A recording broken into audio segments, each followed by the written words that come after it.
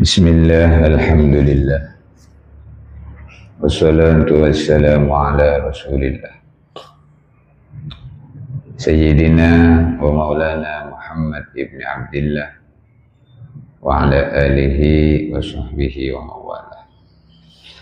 La hawla wa la quwwata illa billah.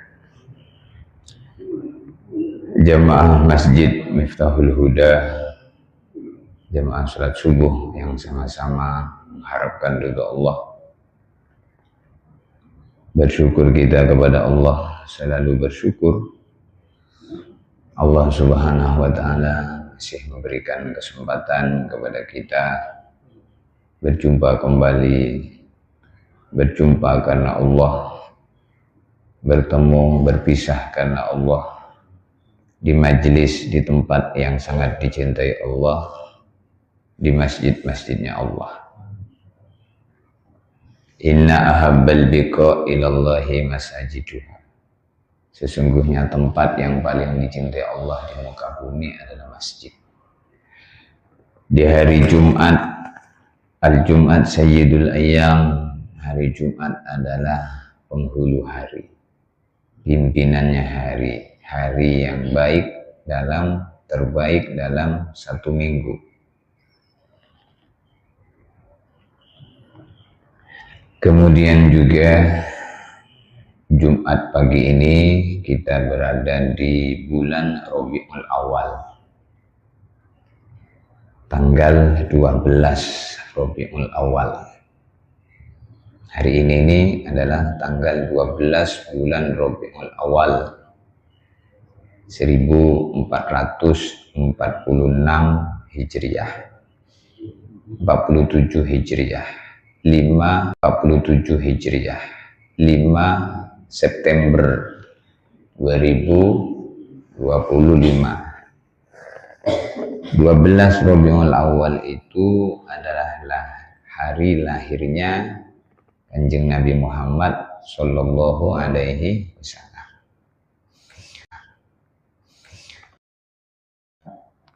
Ada seorang ulama, Al-Imam Al-Yafi'i Al-Yamani, wa qala al-Imam Al-Yafi'i Al-Yamani. Al-Imam Al-Yafi'i Al-Yamani beliau mengatakan, man jama'a li maulidin Nabi sallallahu alaihi wasallam ikhwana. Siapa kemudian di hari lahirnya Nabi ini undang-undang mengumpulkan saudaranya.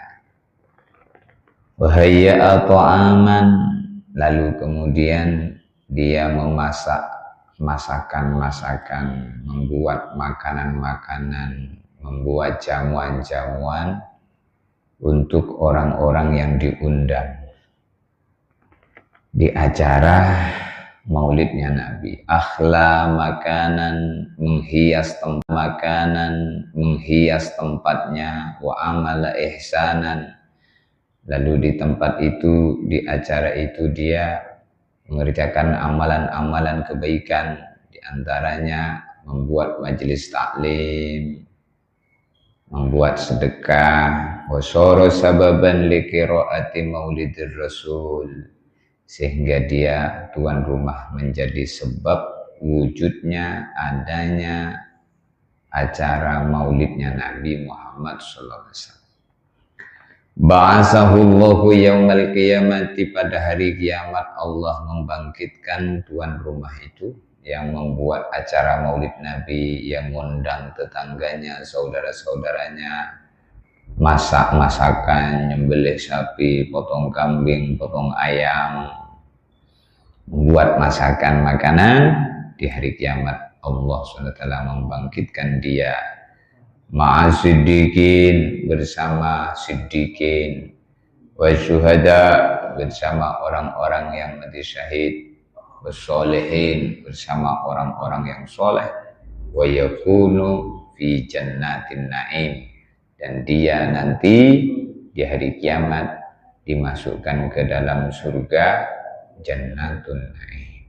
Ini bagian daripada menampakkan rasa gembira terhadap lahirnya Nabi Muhammad SAW. Maka kegembiraan ini dibuktikan tidaklah pada satu hari itu saja, yaitu tidaklah pada hari tanggal 12 Rabiul Awal itu saja, tetapi segala bentuk amalan yang kemudian membuat Nabi gembira, maka itu termasuk mensyukuri lahirnya Nabi. Kata Habib Umar bin Hafiz Al-Yamani, beliau mengatakan di antara amalan yang membuat baginda Nabi bergembira di alam kuburnya adalah berbondong-bondongnya umatnya mendatangi masjid-masjid untuk mengerjakan sholat berjamaah, mendatangi berbondong-bondong, mendatangi majelis ilmu.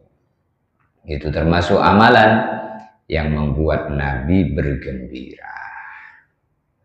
Maka bagaimana kita menjadi umatnya Nabi Muhammad SAW yang amalan kita ini dilaporkan oleh malaikat-malaikat Allah kepada Nabi, amalannya Nabi yang diteruskan oleh kita. Karena ada malaikat-malaikat ditugaskan oleh Allah untuk melaporkan amalan-amalan umat ini. Tu'radu amalu ummati, dilaporkan amalan-amalan umatku, kata Nabi, kepada Nabi pada hari Senin dan hari Kamis. Pada hari Kamis dilaporkan, maka di hari Kamis Nabi berpuasa, karena hari Kamis ini adalah amalan kita naik selama 1 minggu. Di hari Kamis naik, amal baiknya naik, disimpan selama 1 minggu. Terus setiap seminggu naik amal baik, maka amalan baik itu umat ini dilaporkan kepada Nabi dan Nabi bergembira. Di antara doa Nabi Muhammad SAW adalah rahimallahu khulafai alladzina yuballighuna anni min ba'di. Rahimallahu khulafai, semoga Allah sayang kepada penerus-penerusku, alladzina yuballighuna anni min ba'di, yaitu mereka orang-orang yang mau meneruskan amalan-amalan Nabi setelah Nabi wafat. Jadi orang yang mau meneruskan amalan Nabi setelah Nabi wafat, maka dapat doanya Nabi supaya disayang Allah. Apa amalan Nabi? Amalan Nabi ya sholat berjamaah. Amalan Nabi itu sholat tahajud. Maka dalam Al-Quran surat As-Sajdah tadi, ketika kita selesai sujud tilawah, bangkit dari bawah, menuju tegak lagi berdiri, lalu ngelanjutin ayat, maka ayat selanjutnya setelah sujud tilawah itu, tatajafa junubuhum anil madaji'i yad'una rabbahum khawfan wa tama'a wa mimma razaqnahum yunfiqun. Tatajafa junubuhum, mereka lambungnya jauh, renggang dari tempat tidurnya. Kata para ulama, maksud ayat itu adalah dia meninggalkan tidur nyenyaknya, bangun, kemudian mengambil air wudhu, sholat tahajud.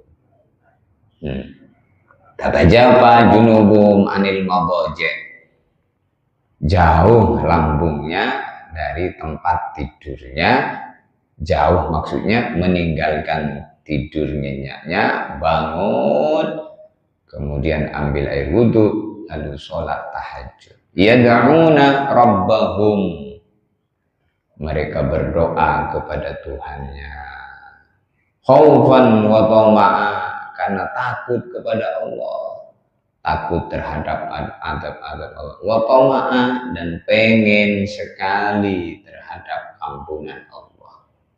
Khaufan, mereka bangun tidur lalu pergi meninggalkan tidurnya, ambil air wudhu, sholat tahajud, berdoa.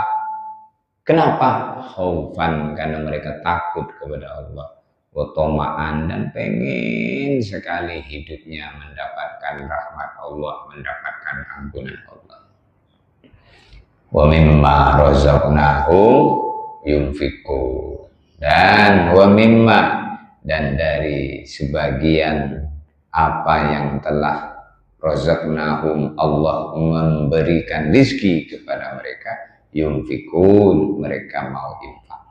Nah, ini termasuk amalannya Nabi. Lalu kita kalau bisa menghidupkan malam dengan tahajud, meninggalkan tempat tidurnya, lalu ambil air wudhu, tahajud dan doa sebelum subuh, ini khaufan wa tama'a. Alasannya dua. Kenapa kamu kalau malam sebelum subuh itu sudah bangun tahajud? Khaufan, saya ini takut sama Allah. Wa tama'an, saya itu pengen sekali dapat pertolongan Allah, dapat rahmat Allah, dapat ampunan Allah.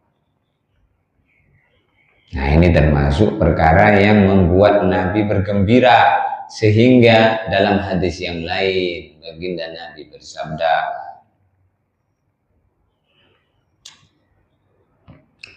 rahimallahum ra'an qama minal laili wa ayqadha ahlaha fa in abad naddaha halma, wa rahimallahum ra'atan qamat minal laili wa ayqadhat ahlaha fa in aba naddaha hulma.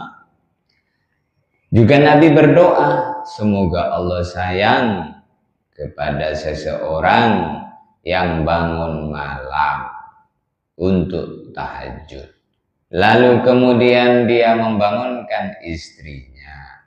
Kalau istrinya tidak bangun, dia perciki air di mukanya.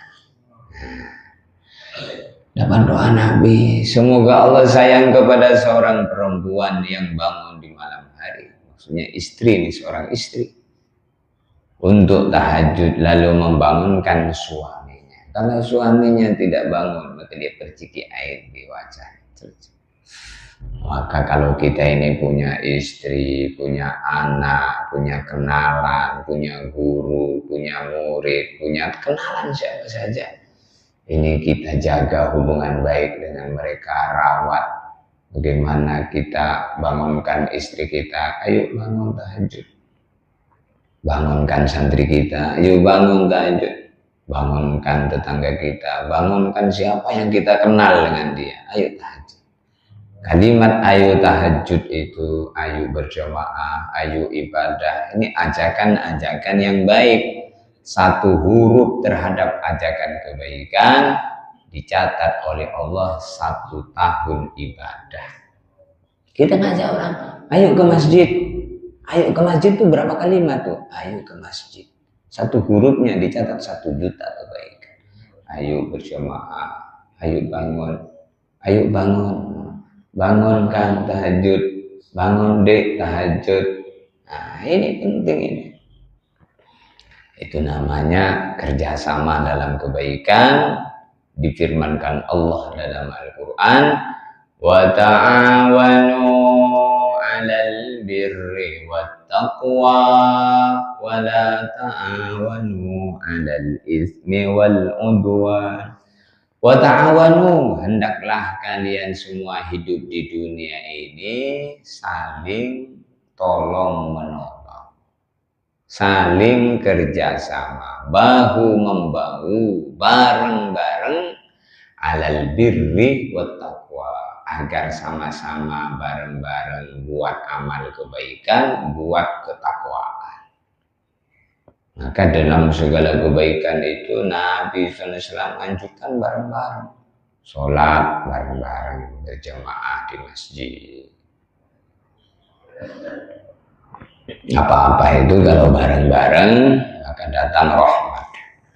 Maka segala bentuk yang menggembirakan Nabi ini adalah bagian daripada mensyukuri lahirnya Nabi. Karena segala macam-macam kebaikan yang ada ini permulaan pertama itu adalah lahirnya Nabi Muhammad.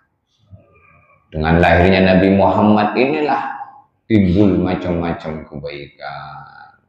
Ada masjid, ada orang Islam. Sebelum Nabi lahir 500 tahun, 600 tahun setelah Nabi Isa kemudian diangkat ke langit, maka antara Nabi Isa dengan Nabi Muhammad ini tidak ada Nabi yang turun diutus. Tidak ada Nabi, kosong kenabian, tidak ada kenabian.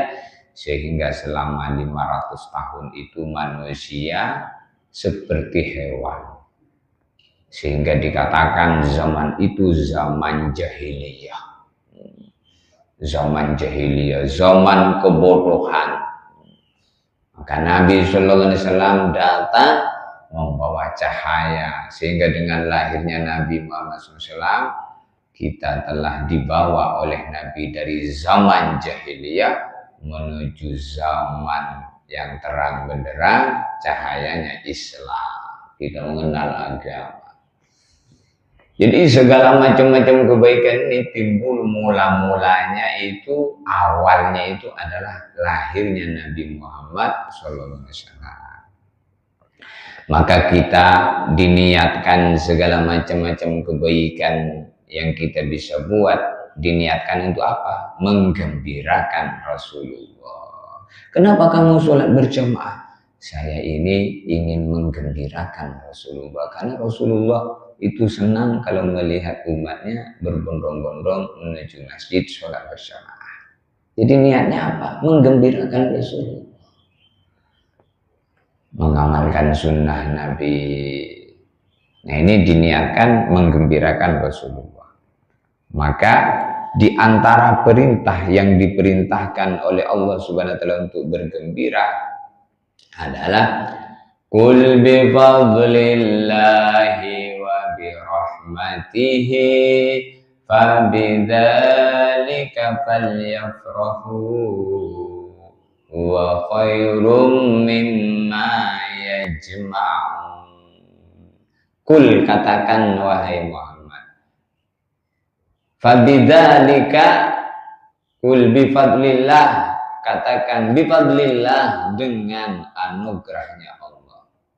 Wabidzalika, dan dengan anugerah Allah itu falyafrahu, maka hendaklah bergembira. Jadi kalau dapat anugerah Allah itu bergembira, perintah itu senang. Qul bifadlillah wa birahmatihi fabidzalika falyafrahu. Katakan wahai Muhammad, dengan anugerahnya Allah dan dengan anugerah Allah itu hendaklah bergembira yang mendapatkan anugerah Allah itu.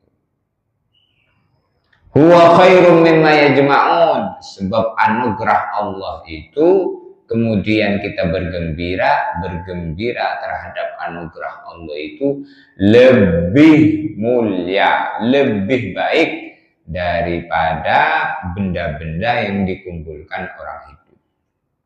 Apa anugerah Allah itu? Anugerah Allah itu adalah lahirnya Nabi Muhammad. Maka kita bergembira. Kemudian termasuk anugerah Allah, sholat berjamaah, kita bergembira. Termasuk anugerah Allah, bangun malam tahajud, kita bergembira. Termasuk anugerah Allah, punya anak yang nurut, anugerah Allah. Punya kawan-kawan yang peduli dengan kita, yang bareng-bareng ibadah di masjid-masjid. Ini juga anugerah Allah. Ini anugerah Allah ini, yang anugerah berupa amal ini lebih berharga di sisi Allah daripada anugerah yang berupa dunia. Maka dalam Al-Quran surat Ad-Duha, walal akhiratu khairul laka minal ula Walal akhiratu, amalan-amalan dikerjakan oleh orang hidup lalu bermanfaat di akhirat seperti sholat, baca Quran, pergi haji, sedekah, akhlak yang baik, itu kemudian menjadi simpanan di akhirat. Khairul laka minal ula, lebih baik daripada perkara-perkara yang kalau mati tidak dibawa, yaitu hanya dimanfaatkan di dunia. Apa? Rumah kita, kendaraan kita, kebun kita, harta-harta benda yang hanya manfaatnya di dunia, maka tidak dibawa di akhirat. Ini jadi penyesalan. Maka ketika suatu hari Sayyidina Umar ziarah kubur, Sayyidina Umar ulu salam.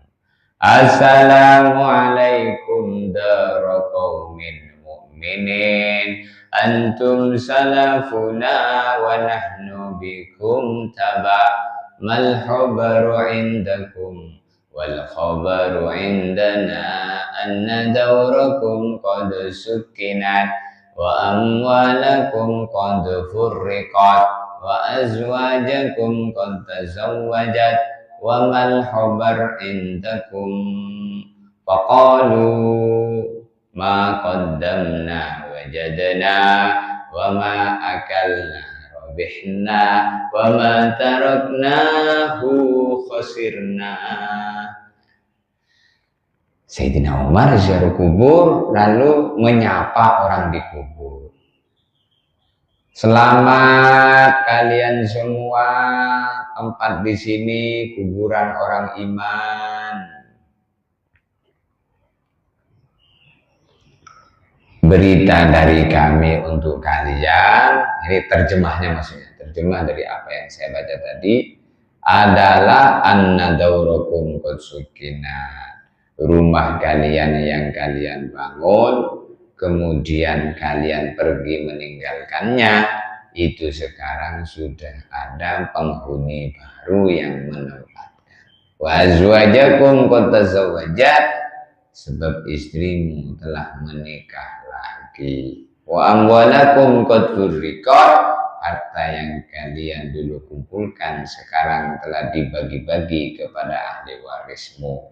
Mal khabar indakum, saya itu pengen berita dari kalian wahai para penghuni kubur. Ditanya oleh Sayyidina Umar, berita kalian apa?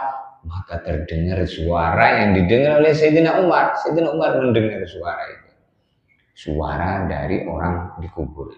Allah izinkan untuk Sayyidina Umar mendengar. Sayyidina Umar itu lain dengan kita. Kalau kita kan tidak dengar, karena kalau dengar kita lari mungkin. Sayyidina Umar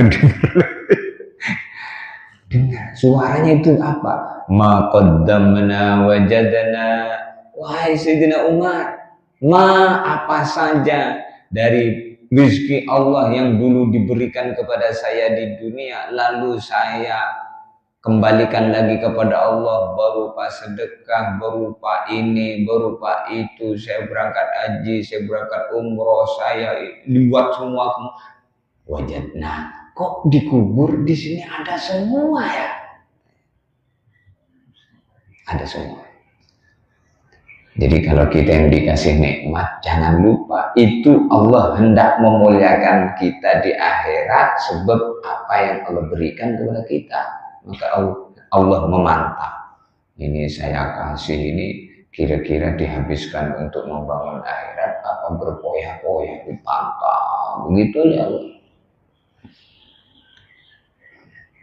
Kemudian yang kedua, kata penghuni kubur, wa ma akalna robihna, apa-apa yang dulu diberikan Allah kepada saya ketika saya di dunia, lalu saya nikmati, saya makan enak, saya beli ini, beli itu, berpoya-poya. Untung saya masih sempat menikmati, tapi sebatas saya nikmati saja. Di sini tidak ada.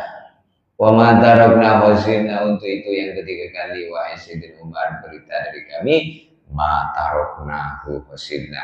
Apa saja yang kami tinggalkan di dunia yang diberikan Allah, enggak sempat saya kirim ke alam akhirat menjadi amal, khasirna, itu sekarang jadi rugi dan penyesalan bagi saya. Itu kata Sayyidina Umar. Cerita Sayyidina Umar ini bukan tidak ada pembenaran dari Al-Quran. Ada pembenaran dari Al-Quran, yaitu ayat di mana orang-orang kubur meratap, Rabbi laula akhartani ila ajalin qaribin fa'asaddaqa wa akum minas salihin. Rabbi, ya Allah. Itu kata-kata begini ini ratapan orang setelah mati dalam kubur. Laula akhartani ila ajalin qarib, andaikan engkau izinkan saya untuk hidup kembali sebentar saja, fa'asaddaqah, maka saya mau sedekah. Wa akum minas sholihin, sehingga saya jadi orang soleh.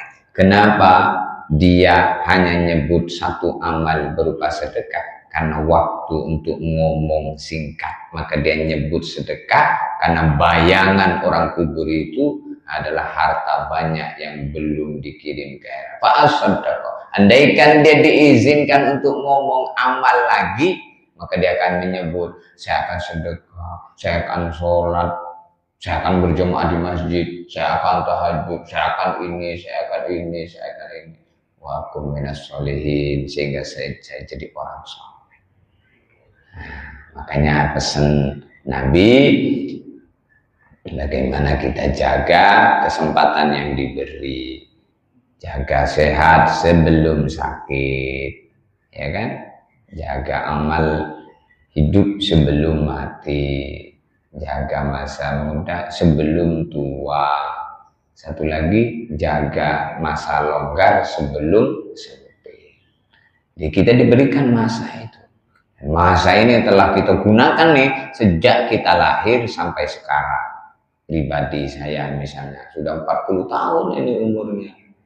Berarti kita sudah lama di dunia ini, banyak menggunakan masa yang diberikan Allah. Kalau 40 tahun, coba kita renungin, 1 tahunnya itu berapa? 1 tahun itu 12 bulan.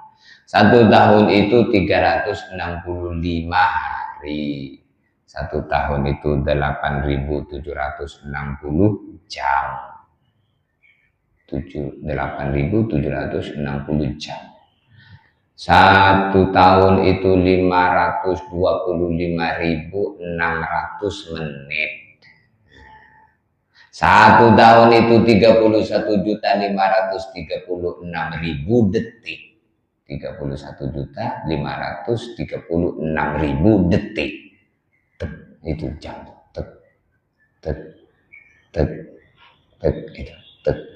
Kalau kita pegang dada kita, jantung kita detaknya sama, tek, tek, tek. Maka itu detik itu juga waktu. Maka bagaimana kita gunakan semua potensi-potensi yang masih Allah beri untuk perkara-perkara yang baik.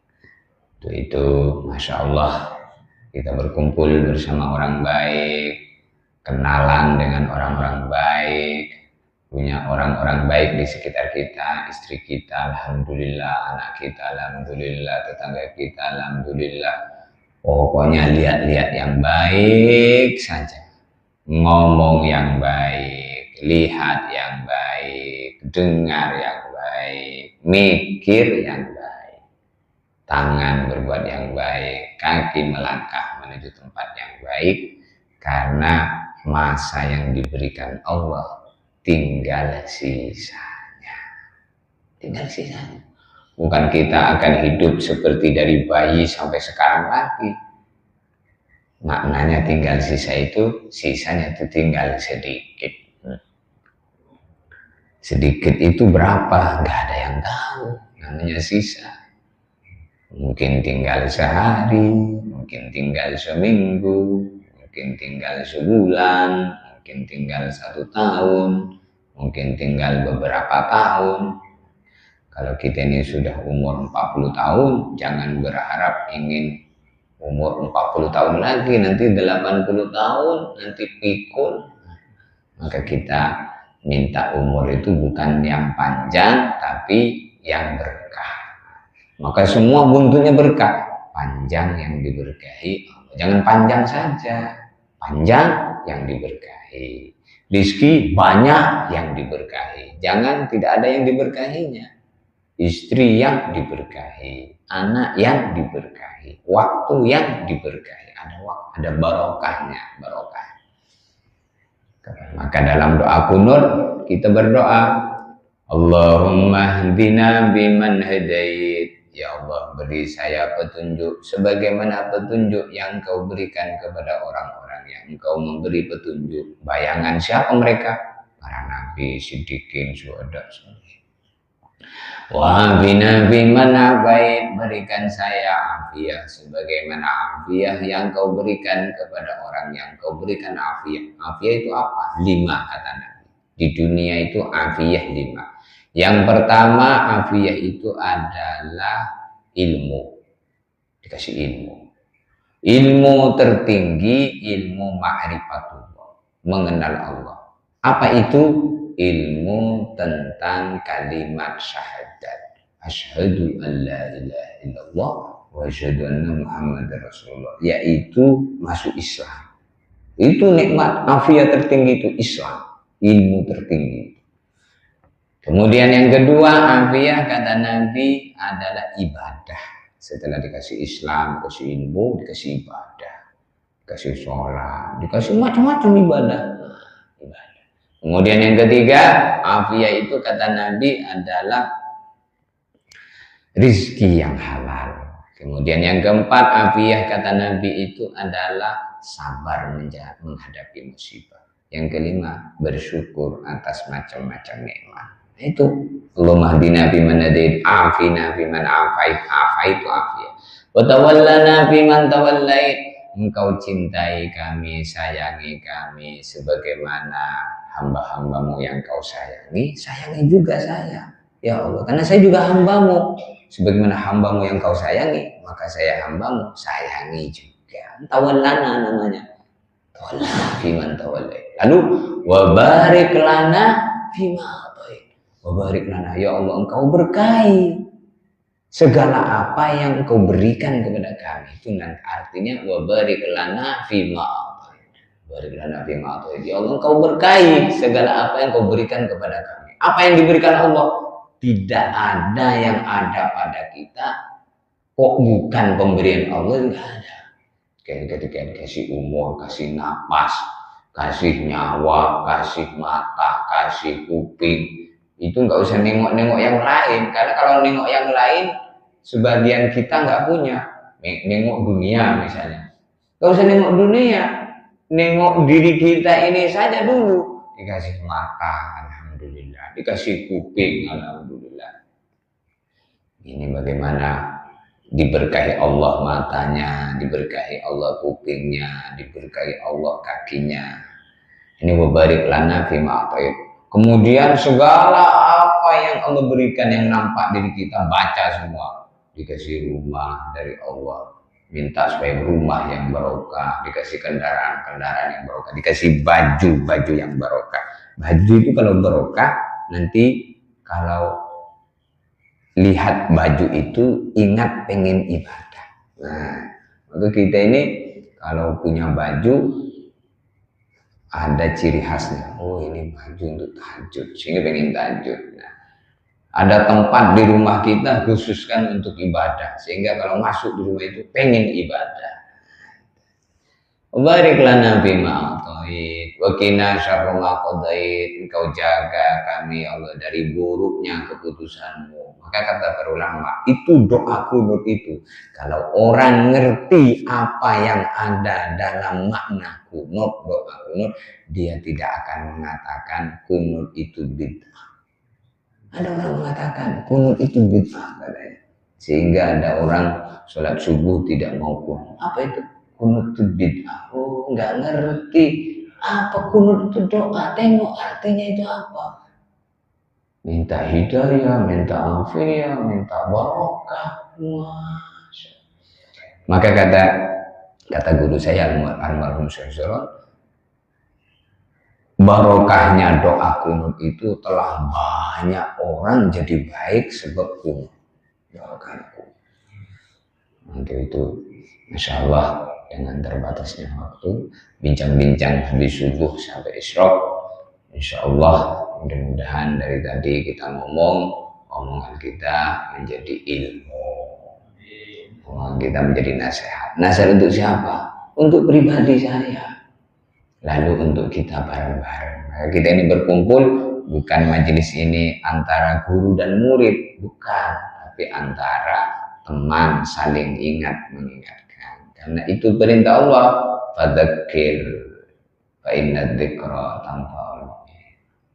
Saling ingat mengingatkan. Sebab saling ingat mengingatkan itu bermanfaat untuk orang iman, saling support, saling ingat mengingatkan. Dalam segala hal. Mumpung masih hidup. Kalau mati sudah nggak bisa mengingatkan. Kalau sudah mati kita nggak bisa SMS dari kubur. Kang bangun, nggak lagi. Dek bangun, bilang istrinya nggak lagi. Mumpung masih di dunia terus. Insya Allah. Al-Fatihah.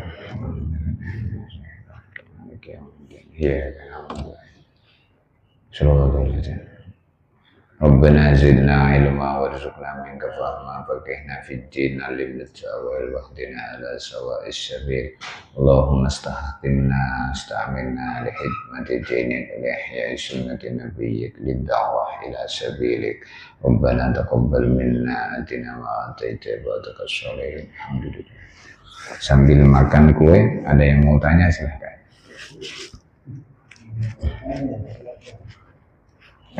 Tadi makanan rohani, makanan jasmani, dinikmati dengan baca doa. Mari, Allahumma barik lana bima razaqtana wa qina adzaban. Biar resiko Ustaz. Gimana? Berarti ngajak orang itu dulu. Kalau keluarga di dalam tidak apa? Resiko ayat. Tetangga. Iya. Ngajak tetangga untuk apalagi tahajud. Ya, jadi perintahnya ngajak Mbah Haji Zainuri. Perintahnya ngajak. Lah orang mau dengan tidak mau itu bukan urusan kita. Kita ngajak dengan dia itu karena kita sayang, pengen dia bareng-bareng dengan kita. Kita tahajud misalnya, pengen orang yang ada di sekitar kita yang kita kenal malam ini tahajud sebab kita ajak, sebab kita ingatkan. Itu maka Nabi mengatakan ma'ana illa muballigh, saya ini hanya menyampaikan, mengajak, sehingga ketika ada orang diajak tidak mau maka Nabi tidak sedih karena perintah ajakan telah disampaikan. Jadi kita itu jangan memikirkan mau dan tidaknya. Dalam bab salam. Kalau kita bertemu dengan saudara kita, sunnah mengucapkan salam. Dan orang itu wajib menjawab salam. Jadi sunnah mengucapkan salam. Maka kita ucapkan salam. Bukan supaya dia menjawab salam kita. Kita mengucapkan salam itu supaya kita mengamalkan sunnah uluk salam. Adapun kemudian dijawab, dia telah mengerjakan kewajiban. Maka kita dapat dua pahalanya. Pahala dari kita mengamalkan sunnah menjawab salam. Pahala kedua, dia mengerjakan kewajiban jawab salam. Sebabnya apa? Sebabnya saya uluk salam. Jadi dapat pahala salam dia juga. Jadi misalnya Mbah Haji ngajak istri, ayo bangun. Kemudian kita membangunkannya itu sunnah. Nuruti ajakan kebaikan itu wajib. Ketika istri kita, siapa anak kita, nurut dengan kita dapat kebaikan mereka. Adapun kemudian tidak, kita sudah lepas dari tuntutan. Maka ketika orang itu uluk salam, lalu dia tidak menjawab salam, maka Allah mengutus malaikat untuk menjawab salamnya. Jadi kadang ada orang berpikir, kenapa kamu tidak jawab salam? Aku sudah sering salam sama dia. tapi dia nggak pernah jawab. Malas aku. Nggak usah begitu. Jawab nggak jawab itu bukan urusan kita. Jadi perintahnya itu mengajak. Kalau orang-orang yang diajak kita, nah itu jadi amalan kebaikan yang kembali lagi ke kita. Karena sebenarnya diri kita ini satu, pengen berbuat amal yang banyak. Tapi nggak mungkin itu, hanya satu orang inilah. Tapi kalau kita nih ngajak orang lain, misalnya kita mau ngaji, lalu kita ngajak orang lain untuk hadir. Sebanyak orang yang diajak, itu diberikan pahalanya kepada kita. Kalau kita ini ngajak 10, maka kita dapat pahala 11, pahala kita dan pahala dia, tanpa mengurangi pahala mereka, masing-masing dapat 1. Nah itulah keistimewaannya mengajak kebaikan. Sehingga Nabi bersabda, man dalla ala khair falahu mislu ajri fa'ilihi la yunqasu min ujurihim syai'a. Siapa orang menunjukkan kebaikan, mengajak kepada kebaikan, maka bagi yang mengajak, yang menunjukkan itu, pahalanya orang yang diajak tanpa mengurangi pahala mereka sedikit. Maka keistimewaan umat ini sebabnya satu, yaitu kita ini ajak-ajak. Kalau umat dulu ndak ada ajak-ajak, yang ada cuma nabinya, umatnya itu umat ibadah, nggak ada ajak-ajak. Makanya ketika nabinya wafat, ajak-ajak berhenti, sehingga rusak lagi, diutus nabi lagi. Nabinya ngajak ada 2 orang, ada ikut nabinya, ada tidak. Nabinya wafat, maka tidak ada lagi ajak-ajak, maka rusak lagi, diutus nabi lagi terus. Maka Nabi Muhammad nih umatnya dapat keistimewaan ajak-ajak meluruskan